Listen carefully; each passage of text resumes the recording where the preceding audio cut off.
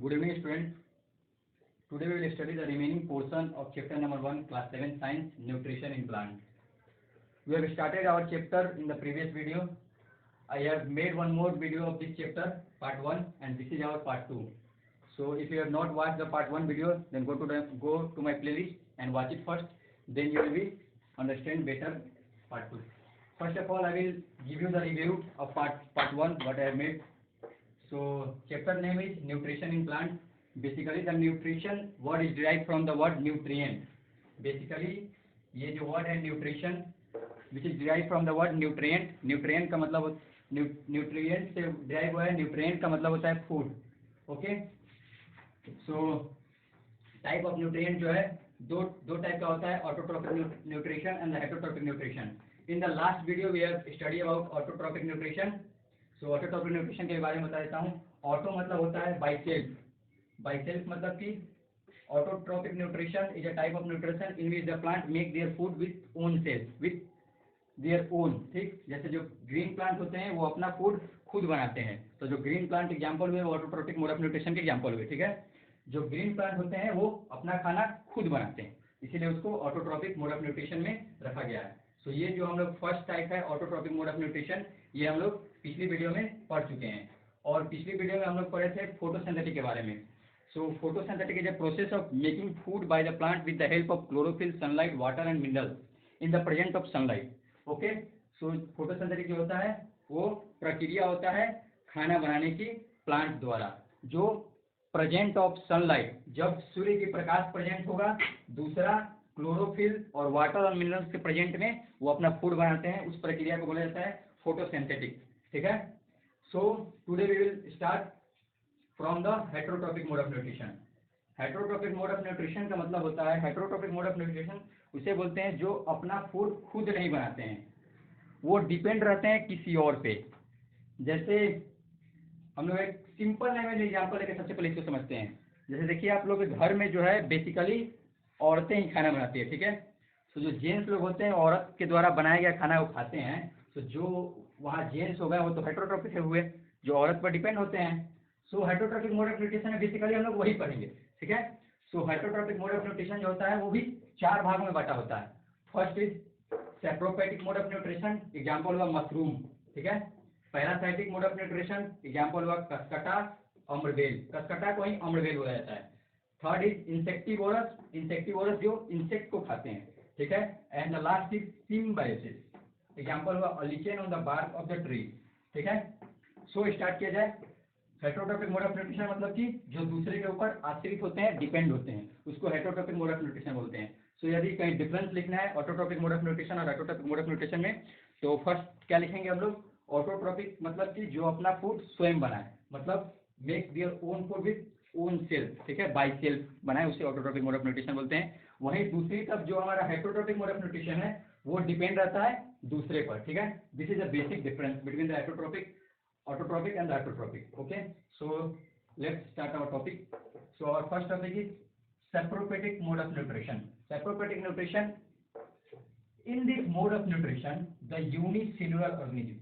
First of all, I will make you understand the meaning of unicellular organism. जो हम लोग हैं human being है वो many cellular organism. Many unicellular मतलब होता है कि वैसे ऑर्गेनिज्म जिसके बॉडी में बस एक ही सेल हो. ठीक है, एक ही सेल हो, उसको बोलते हैं यूनिसेलुलर ऑर्गेनिज्म. जैसे एग्जांपल हुआ बैक्टीरिया एंड फंगाई, इसको फंगस या फिर फंगाई बोलते हैं, बैक्टीरिया और फंगस.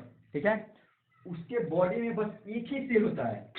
और मेनी सेलुलर जो होता है, जैसे हम लोग की बॉडी है वो बहुत सारे सेल से मिलकर बनी होती है. सो हम लोग यूनिसेलुलर के कैटेगरी में नहीं आते हैं, हम लोग मेनी सेलुलर वाले हैं. ठीक है. सो फर्स्ट ये समझ गए आप लोग यूनिसेलुलर क्या होता है. यूनिसेलुलर होता है जिसके बॉडी में एक ही सेल हो. सो जो सेप्रोफिटिक मोड ऑफ न्यूट्रिशन करते हैं वो यूनिसेलुलर ऑर्गेनिज्म बोलते हैं. ठीक है, उनके बॉडी में एक ही सेल होती है, जैसे बैक्टीरिया और फंगाई. ठीक है. In this mode of nutrition, the unicellular organism like bacteria and fungi obtain nutrition from death and decaying matter.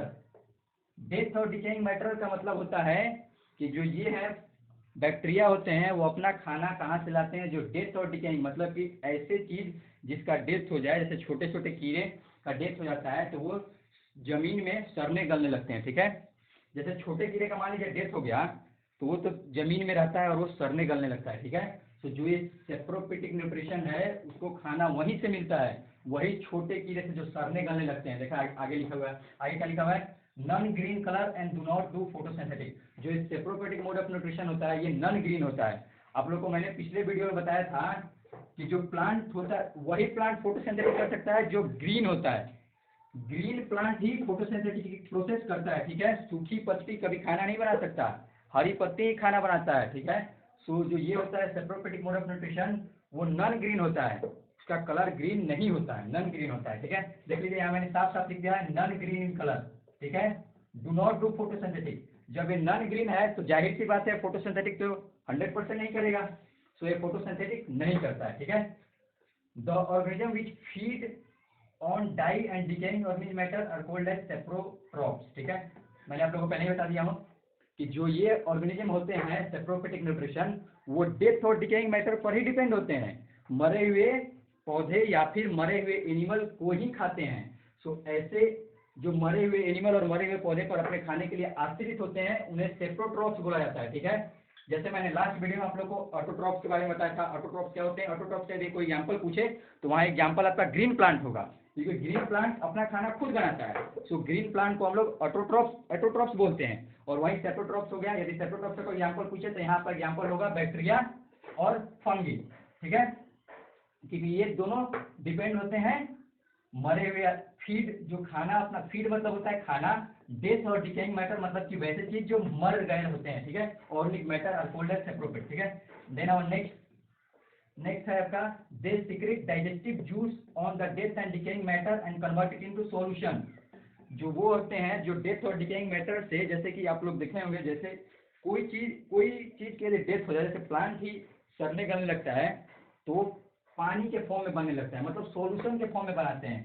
सो उसका जो है जो उसका जूस होता है, जो उसका सॉल्यूशन का जूस होता है उसको वो लोग सीक्रेट करते हैं। सीक्रेट करना मतलब कि जमा करना, ठीक है।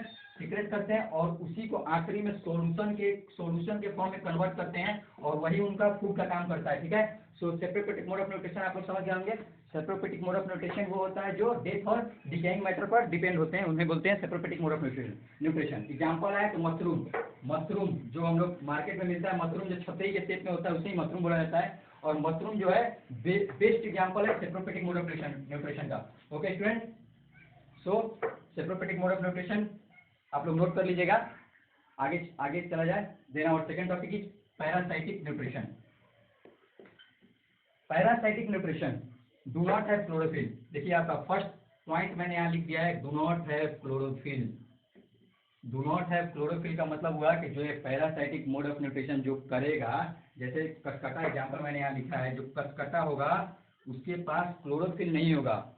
क्लोरोफिल नहीं होना का मतलब हुआ कि वो फोटोसिंथेटिक प्रोसेस नहीं कर सकता है, अपना फूड खुद नहीं बना सकता है, ठीक है। So do not have chlorophyll का मतलब वही होता है। क्लोरोफिल कहाँ होता है वो मैंने आपको लास्ट वीडियो में बता दिया है। लास्ट वीडियो में जाकर आप लोग वॉच कीजिए तो आपको पता चलेगा क्लोरोफिल कहाँ होता है, किस शेप में होता है। बेसिकली बता देता हूँ, क्लोरोफिल जो होता है वो ग्रीन पिगमेंट होता है जो ग्रीन लीव्स के ऊपर प्रेजेंट होता है, ठीक है। क्लोरोफिल ग्रीन पिगमेंट बोलते हैं उसको, जो पत्ती के ऊपर प्रेजेंट होता है। सो जो ये पैरासाइटिक मोड ऑफ न्यूट्रिशन करते हैं उनके ऊपर क्लोरोफिल, उनके पास क्लोरोफिल नहीं होता है, ठीक है। It take readymade food from the plant on which it climbs. Basically जो ये होते हैं पैरासाइट जो होते हैं वो दूसरे पेड़ के ऊपर रहते हैं, ठीक है, दूसरे पर डिपेंड होते हैं। जैसे कि वो दूसरे पेड़ के साथ रहते हैं और उन्हीं का खाना वो खाते हैं। जैसे मान लीजिए पैरासाइटिक जो होता है, मान लीजिए कोई, जैसे एग्जाम्पल ले लेते हैं, चलिए आम का एग्जाम्पल लेते हैं। आम का जो प्लांट है वो उसका तो ग्रीन लीव्स होता है, ठीक है, तो फोटोसिंथेटिक का प्रोसेस करता है, ठीक है। सो मान लीजिए यदि कोई पैरासाइटिक वाला यदि ग्रीन लीफ आम के पेड़ पर क्लाइंब कर जाए, आम के पेड़ पर चढ़ जाए, तो जो आम का पौधा अपने लिए खाना बनाएगा वो जो पैरासाइटिक वाला होगा उसी का खाना खाएगा, ठीक है।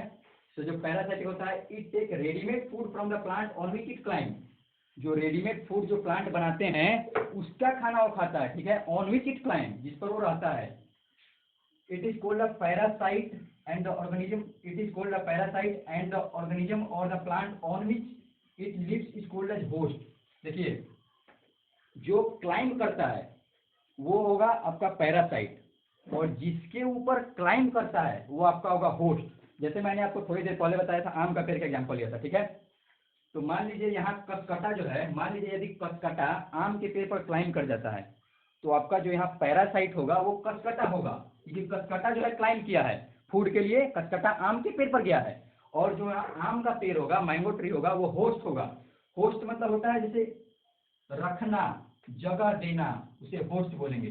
सो यहाँ मेरे एग्जाम्पल में आम का पेड़ होगा जो होस्ट होगा, और कसकटा ट्री पैरासाइट होगा जो डिपेंड रहता है आम के पेड़ पर। सो इस टॉपिक में जो आपका पैरासाइटिक न्यूट्रिशन है, यहाँ दो चीज़ आए हैं, एक होता है पैरासाइट और दूसरा होस्ट। सो बेसिकली यदि एग्जाम में पैरासाइट और होस्ट के बीच डिफरेंस लिखने आता है, सो आप लोग क्या लिखिएगा, पैरासाइट वो होते हैं जो दूसरे के ऊपर डिपेंड होते हैं, जैसे जो क्लाइंब करते हैं दूसरे पेड़ पर उसे पैरासाइट बोलेंगे, और जिसके ऊपर क्लाइंब करता है उसे होस्ट बोलेंगे, ठीक है। सो बेसिकली यही डिफरेंस होता है। और जो होस्ट होता है उसके पास क्लोरोफिल होता है, जो पैरासाइट होते हैं उनके पास क्लोरोफिल नहीं होंगे, तभी तो वो दूसरे के ऊपर जाएगा। यदि उसके पास क्लोरोफिल होता तो खुद अपना खाना बना लेता। तो जो पैरासाइट है उनके पास क्लोरोफिल नहीं होते हैं, मैंने आपको फर्स्ट पॉइंट में ही बताया है कि डू नॉट है क्लोरोफिल, उनके पास क्लोरोफिल नहीं होते हैं, इसीलिए वो दूसरे पेड़ के पास जाते हैं। और वहीं दूसरी तरफ जो होस्ट होगा उसके पास क्लोरोफिल होता है, तो अभी वो अपना खाना बनाता है और उसी के द्वारा खाना बनाया गया, तो वो पैरासाइट वाला डिपेंड करता है, ठीक है। सो बेसिक डिफरेंस आप लोग समझ गए होंगे पैरासाइट और होस्ट के बीच में। सो आगे चला जाए। सो हमारा जो नेक्स्ट पॉइंट है, in this association the parasite is always benefited while the host is harmed। अब देखिए ये टॉपिक है, जो ये पैरासाइटिक न्यूट्रिशन ये होता है, जैसे मान लीजिए मैंने आपको एग्जांपल दिया था आम का पेड़ और कसकटा वाला। तो जो पैरासाइट में ये होता है, जैसे आम के पेड़ पर कसकटा क्लाइंब करता है, तो वहाँ आम का पेड़ तो हमेशा घाटे में रहेगा, क्योंकि वो खुद के लिए खाना बना रहा है और कसकटा को भी देना पड़ रहा है। तो यहाँ घाटे में तो आम का पेड़ हुआ। तो यहाँ यही लिखा हुआ है कि यहाँ जो होस्ट होता है वो हमेशा हार्म होता है। हार्म मतलब होता है घाटे में, हानि करना, ठीक है। और बेनिफिट मतलब होता है लाभ, ठीक है। बेनिफिट मतलब होता है फायदा, लाभ। तो जो पैरासाइट वाला होगा वो हमेशा फायदा में रहता है। तो यहाँ जो कसकटा होगा एग्जाम्पल में, वो हमेशा फायदा में रहेगा, क्योंकि होस्ट जो होता है वो तो खुद के लिए खाना बनाता है और पैरासाइट को भी देना पड़ता है। सो वहाँ जो हुआ होस्ट होता है वो हमेशा घाटा में होता है, और पैरासाइट जो होता है हमेशा फायदा में होता है, ठीक है। सो देखिए जो पैरासाइट जो होता है वो भी दो प्रकार का होता है, एक फुल्ली पैरासाइट और एक होता है पार्शियली पैरासाइट, ठीक है। इसके बीच में मैं डिफरेंस बता देता हूँ। ये एक छोटा सा टॉपिक है, ये वैसे एग्जाम में ज़्यादातर नहीं पूछा जाएगा, यदि पूछा भी जाता है तो मैं समझा दे रहा हूँ। जो फुल्ली पैरासाइट होता है वो फुल्ली डिपेंड होगा, वो कुछ नहीं करेगा, बस क्लाइंब कर जाएगा दूसरे जो होते हैं होस्ट के ऊपर, वो क्लाइंब कर जाएगा और करेगा कुछ नहीं। मतलब इसको बेसिकली हम लोग गांव के लैंग्वेज में बोले फुल्ली पैरासाइट, मतलब कि वो एकदम आलसी होता है, जो कुछ नहीं करता है, बस दूसरे के ऊपर क्लाइंब कर गया और डिपेंड है। और जो पार्शियली पैरासाइट होता है वो कुछ कुछ काम करेगा, जैसे मान लीजिए खाना बनाने के लिए मैंने आप लोग को बताया था सनलाइट, क्लोरोफिल, वाटर, मिनरल्स की जरूरत पड़ती है। सो जो फुल्ली पैरासाइट होगा वो कुछ नहीं करेगा, बस बैठ जाएगा, कुछ नहीं लाएगा, आलसी टाइप का, ठीक है। लेकिन जो पार्शियली पैरासाइट होता है वो कुछ कुछ काम करेगा, जैसे वाटर वाटर का व्यवस्था करेगा रूट्स के, मतलब कुछ मदद करके। तो उसे पार्शियली पैरासाइट बोला जाता है। पार्शियली पैरासाइट का एग्जाम्पल हो गया मिल्टली टोय, ठीक है। ये एग्जाम्पल हो गया पार्शियली पैरासाइट का, ये जो है एग्जाम्पल है, ठीक है। सो पार्शियली पैरासाइट और फुली पैरासाइट का डिफरेंस आप लोग समझ गए होंगे। Then our next topic is insectivorous. Insectivorous के नाम पढ़ने से आपको पता चलता है ये इंसेक्ट से रिलेटेड होगा। इंसेक्टिवोरस, इंसेक्ट मतलब कीड़ा मकोड़ा, छोटे छोटे कीड़ा, और वोरस मतलब भक्षण करने वाला। वोरस मतलब होता है लेने वाला, वोरस मतलब वही होता है भक्षण करने वाला, ठीक है। सो इंसेक्टिवोरस मतलब क्या होगा, वैसे पौधा जो कीड़े मकोड़े के खाते हैं उसे इंसेक्टिवोरस बोला जाता है, ठीक है। अब बात यह है जो इंसेक्टिवोरस प्लांट होते हैं वो ग्रीन प्लांट होते हैं। ग्रीन प्लांट होने का मतलब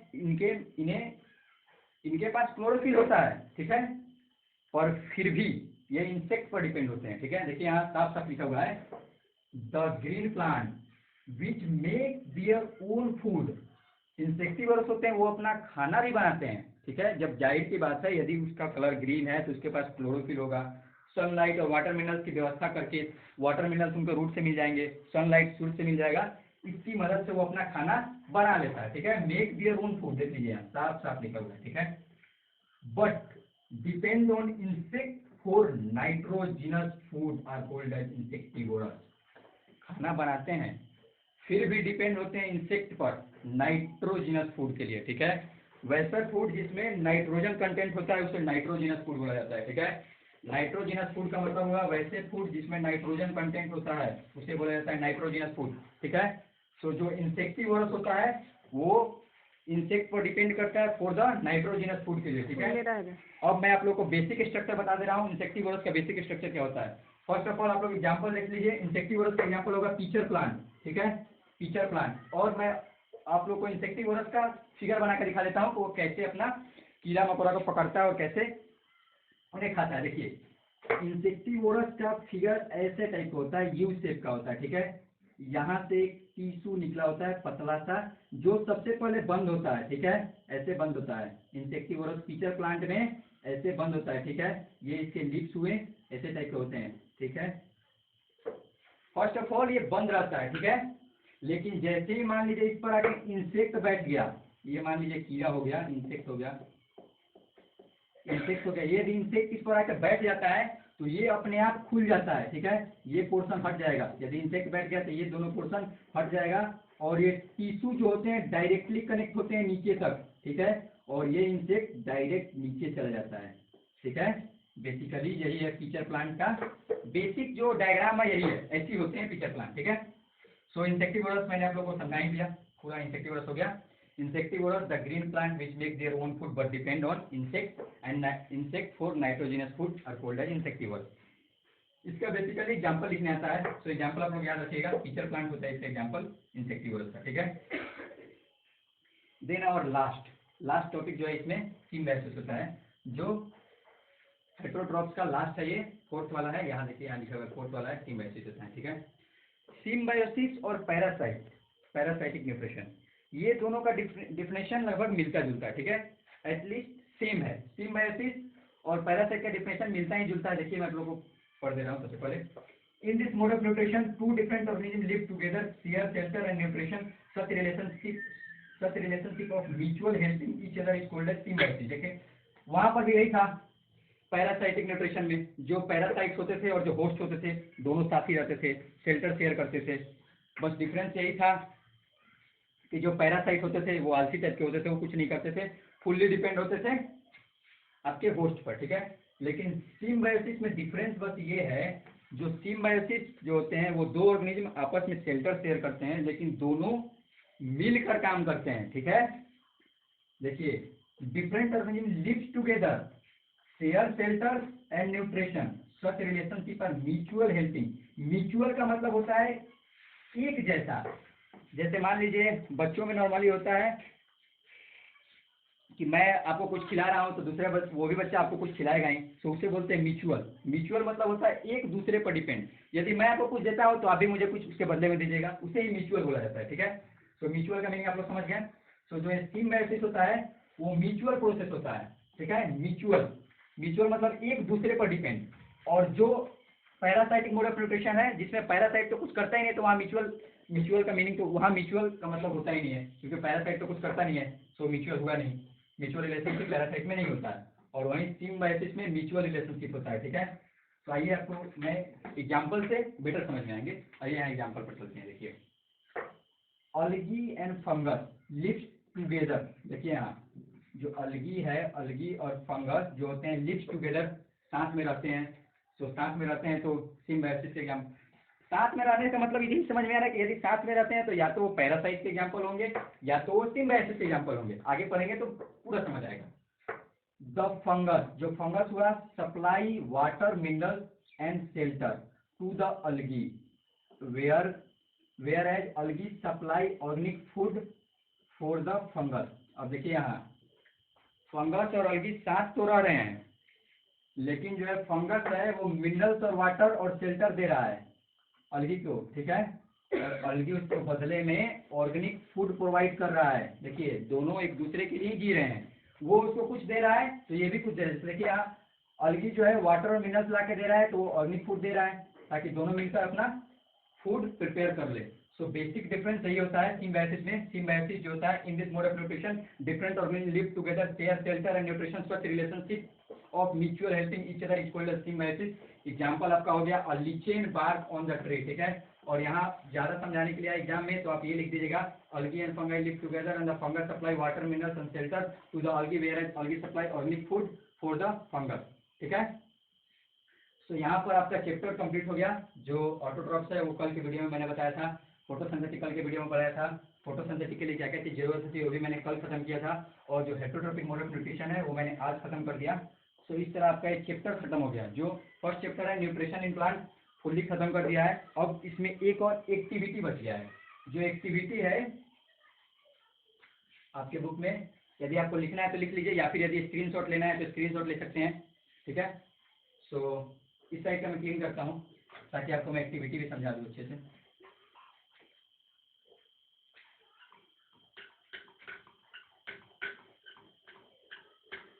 एक छोटा सा बस एक्टिविटी दिया हुआ है, इसमें कुछ है नहीं ज़्यादा कुछ, बस थोड़ा देर मैं आपको एक्टिविटी समझा दूंगा।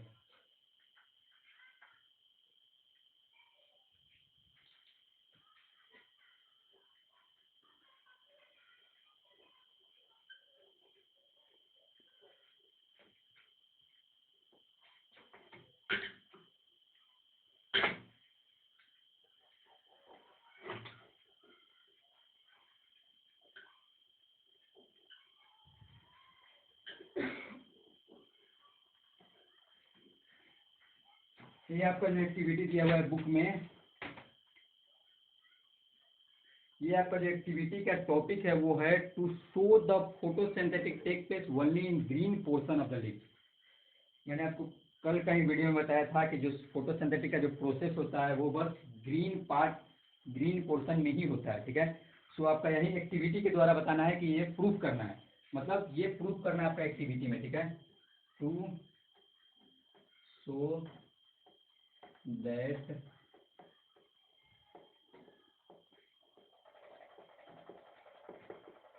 photosynthetic takes place only in green portion of leaves। देखिए, इस एक्टिविटी को समझने के लिए और जानने के लिए, प्रूव करने के लिए, सबसे पहले हम लोग एक लीव्स को लेंगे एक ट्री से, ठीक है। एक नॉर्मल कोई भी ट्री, आम का ट्री, नीम, जो जिसका लीव्स बड़ा होगा उसी का ट्री लीव्स ले लेंगे। जैसे मान लीजिए आम का पेड़ का एक पत्ता तोड़ लिए, ठीक है।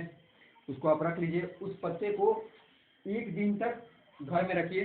एक दिन तक घर में रखने से ये होगा कि जो उसका पत्ता, मान लीजिए ये लीव्स हुआ, तो जो लीव्स का कुछ पोर्शन तो ग्रीन रहेगा, ठीक है। मान लीजिए ये पोर्शन ग्रीन होता है, ग्रीन रह जाता है। एक दिन घर में रखने के बाद ये पोर्शन ग्रीन रह जाता है और ये पोर्शन थोड़ा सूखा टाइप का हो जाता है, ठीक है। थोड़ा सा सूख जाता है, या फिर सूखने के बाद नॉर्मली ब्राउन कलर का हो जाता है, ब्राउन कलर का हो जाता है, ठीक है। तो जो पोर्शन ग्रीन होगा, अब इसमें क्या करना है, इसमें तुम्हें आयोडीन सॉल्यूशन, ठीक है, आयोडीन का सॉल्यूशन इस लिप्स पर डालना है। कौन सा सॉल्यूशन लिख दे रहा हूं, आयोडीन, आयोडीन सॉल्यूशन डालना है, ठीक है। आयोडीन सॉल्यूशन डालते आप ये नोटिस करेंगे कि जो ग्रीन पोर्शन होगा, जो ये पोर्शन होगा ग्रीन पोर्शन, उसका कलर चेंज हो जाएगा ब्लू या फिर ब्लैक। ये जो ग्रीन पोर्शन है लीव्स का, उसका कलर चेंज हो जाएगा ब्लू या फिर ब्लैक, ठीक है। और वहीं दूसरी तरफ एक और चीज आप नोटिस करेंगे कि जो ब्राउन पार्ट था, जो लीव्स का सूखा हुआ पार्ट था, उसका कलर नहीं चेंज होगा, उसमें कोई इफेक्ट नहीं आएगा। आयोडीन सॉल्यूशन डालने से इस पोर्शन में कोई इफेक्ट नहीं आएगा, ठीक है। लेकिन वहीं ग्रीन वाला जो पोर्शन है वो हो जाएगा ब्लू और ब्लैक कलर में कन्वर्ट हो जाएगा। सो इससे ये प्रूफ होगा कि ओनली जो ग्रीन पार्ट होता है ट्री का, ग्रीन पोर्शन होता है, वही फोटोसिंथेटिक प्रोसेस कर सकता है, और जो सूखा पार्ट होता है वो फोटोसिंथेटिक प्रोसेस नहीं कर सकता है। जैसे पेड़ का यदि कोई पत्ता सूख जाता है तो थोड़े दिन बाद वो पेड़ से नीचे गिर जाता है, क्योंकि वो फोटोसिंथेटिक प्रोसेस तो कर नहीं सकता है, ठीक है। सो स्टूडेंट, आपके चैप्टर में इतना ही चीज था, मैंने पूरा चीज कवर कर दिया है। So this is the end of your chapter. आप लोग अच्छे से देखिए और नोट्स प्रिपेयर कीजिए और घर में आके पढ़ाई कीजिए। सो यदि आपको वीडियो पसंद आ रहा है तो लाइक कीजिए, अपने फ्रेंड सर्कल में शेयर कीजिए। So thank you students.